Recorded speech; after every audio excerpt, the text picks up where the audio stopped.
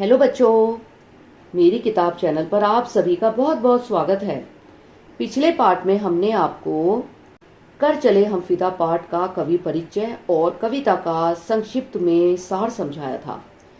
आज हम कविता का अंश जो हम कई भागों में डिवाइड करके आपको समझाएंगे, उससे संबंधित शब्द अर्थ प्रसंग व्याख्या भी बताएंगे और साथ ही छोटे छोटे प्रश्न उत्तर जो कि आपके परीक्षाओं में आएंगे या आ सकते हैं या पूरी पूरी संभावना हम व्यक्त कर सकते हैं, वह आपको बताएंगे। ठीक है, तो हम शुरू करते हैं अपना पाठ। शुरू की 8 पंक्तियां हैं। कर चले हम फिदा जानो तन साथियों, अब तुम्हारे हवाले वतन साथियों। सांस थमती गई, नब्ज जमती गई, फिर भी बढ़ते कदम को न रुकने दिया। कट गए सर हमारे तो कुछ गम नहीं, सर हिमालय का हमने ना झुकने दिया। मरते मरते रहा बाकीपन साथियों, अब तुम्हारे हवाले वतन साथियों। शब्दार्थ: फिदा न्योछावर, हवाले सौंपना, वतन देश, नब्ज नाड़ी। प्रसंग वही सेम जो हमने पहले भी आपको बताया है। प्रस्तुत पंक्तियां हमारी पाठ्य पुस्तक स्पर्श के कर चले हम फिदा पाठ से ली गई हैं और इसके कवि कैफी आजमी हैं। इसे कवि ने हकीकत फिल्म के लिए लिखा था जिसमें शहीद होते सैनिकों का चित्रण किया गया है। व्याख्या भावार्थ: युद्ध भूमि में सैनिक देश पर प्राण न्यौछावर करते समय अपने साथियों से कहते हैं, ये साथियों, अब हम अपनी जान और शरीर देश पर न्यौछावर करके इस संसार से विदा ले रहे हैं। अब यह देश तुम्हारे हवाले है, अब तुम्हारे ऊपर ही देश की रक्षा का भार है। अब हमारी सांस रुक रही है और नब्ज रुकने ही वाली है। इसके बावजूद हमने अपने बढ़ते कदमों को रुकने नहीं दिया है, अर्थात हम मरते दम तक एक्टिव रहे, सक्रिय रहे हैं। देश की रक्षा के लिए हमारे सिर भले ही कट जाएं, पर इसका हमको तनिक भी दुख नहीं है। हमें इस बात का गर्व है कि हमने हिमालय पर्वत के सिर को नहीं झुकने दिया है। हमने देश के सम्मान को चोट नहीं पहुंचने दी। मरते दम तक हमारा बागपन कायम रहा, हम जरा भी नहीं घबराए। अब यह देश तुम्हारे हवाले है, तुम्हें इसकी रक्षा करनी है। चीन पर जब हमला हुआ था 1962 में, हिमालय की ओर से ही हुआ था। उसी पर कवि ने यह कुछ पंक्तियां लिखी हैं। अब इसके विशेष को देखते हैं।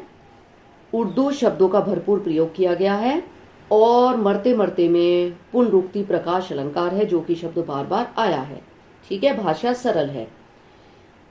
इससे संबंधित जो प्रश्न उत्तर है वह देखते हैं। प्रश्न 1 है, इस कविता की पृष्ठभूमि पर प्रकाश डालिए। उत्तर: यह कविता 1962 में हुए चीनी आक्रमण की पृष्ठभूमि में रची गई थी। इस युद्ध में भारतीय सेना के अनेक सैनिकों ने अपना अमर बलिदान दिया। यह गीत हकीकत फिल्म का एक अंश है। अगला प्रश्न, इस गीत में कौन किसको संबोधित कर रहा है?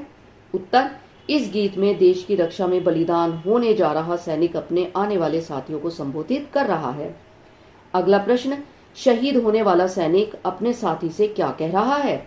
उत्तर: शहीद होने वाला सैनिक अपने साथियों से कह रहा है कि मैं तो अंतिम अवस्था में हूं, अतः अब यह देश तुम्हारे हवाले है, तुम ही इसकी रक्षा करना, देश का भार तुम्हारे कंधों पर है।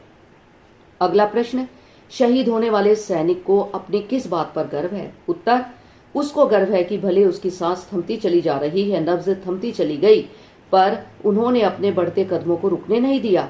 उन्होंने अपना सिर कटवा दिया पर हिमालय के सम्मान को कम नहीं होने दिया। अगला प्रश्न है, बागपन का क्या अर्थ है? उत्तर: बागपन का अर्थ है मर्दानगी की ऐंठ, जवानी का जोश तथा लड़ने मरने का जुझारूपन। अब अगली 6 पंक्तियां देखिए। जिंदा रहने के मौसम बहुत है मगर जान देने की रुत रोज आती नहीं। हुस्न और इश्क दोनों को रुसवा करे वो जवानी जो खून में नहाती नहीं। आज धरती बनी है दुल्हन साथियों, अब तुम्हारे हवाले वतन साथियों।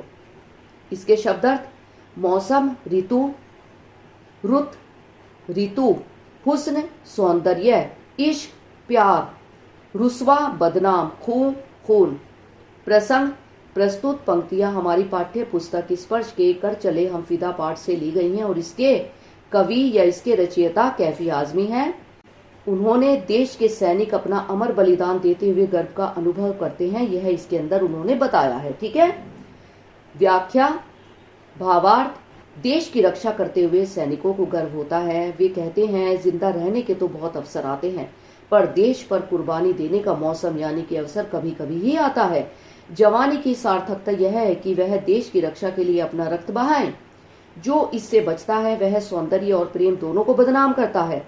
आज सारी धरती ही दुल्हन बनी हुई है, हमें इसी का वर्ण करना है, इसकी मांग अपने खून से भरनी है। साथियों, अब यह काम तुम्हारे ऊपर है, मरने से पहले हम यह देश तुम्हारे हवाले करके जा रहे हैं। ठीक है, अब इसके प्रश्न उत्तर हैं। प्रश्न है, जिंदा रहने के मौसम बहुत का क्या आशय है? उत्तर, जिंदा रहने के मौसम बहुत है का आशय है, जीवन में मौज मस्ती करने के तो बहुत मौके मिलते हैं, पर देश पर जान न्यौछावर करने के मौके बार बार नहीं मिलते। अगला प्रश्न, हुस्न और इश्क को रुसवा करना क्या है, इसे कौन करती है? उत्तर, हुस्न और इश्क को रुसवा करना सौंदर्य और प्रेम को बदनाम करना है।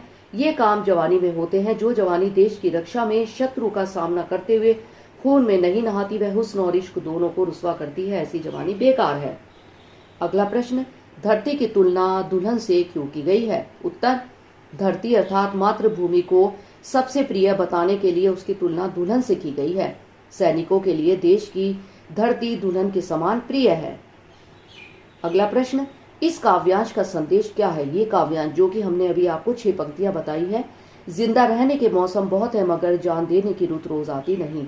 हुस्न और इश्क दोनों को रुसवा करें वो जवानी जो खून में नहाती नहीं। आज धरती बनी है दुल्हन साथियों, अब तुम्हारे हवाले वतन साथियों। इस काव्यांश का क्या संदेश है? उत्तर, इस काव्यांश का संदेश यह है कि हमें देश के लिए बलिदान देने के अवसर से नहीं चूकना चाहिए। इस प्रकार हमें अपनी जवानी को सार्थक बनाना चाहिए। अगला प्रश्न, जान देने की रुत रोज आती नहीं, भाव स्पष्ट करो। उत्तर, इसका भाव यह है कि देश पर मर मिटने का, बलिदान देने का मौका बार बार नहीं आता, हमें इस मौके को गंवाना नहीं चाहिए। अब इस पाठ की 12 पंक्तियां शेष रह गई हैं, वह हम आपको अगले पाठ में बताएंगे। तब तक आप इसको समझ लीजिए। ये लेसन बहुत ही सरल है और आसानी से आपको समझ में आ जाएगा। ठीक है बच्चों, अगले पाठ में आपसे फिर मिलते हैं। तब तक के लिए अपना ध्यान रखना। बाय बच्चों, टेक केयर।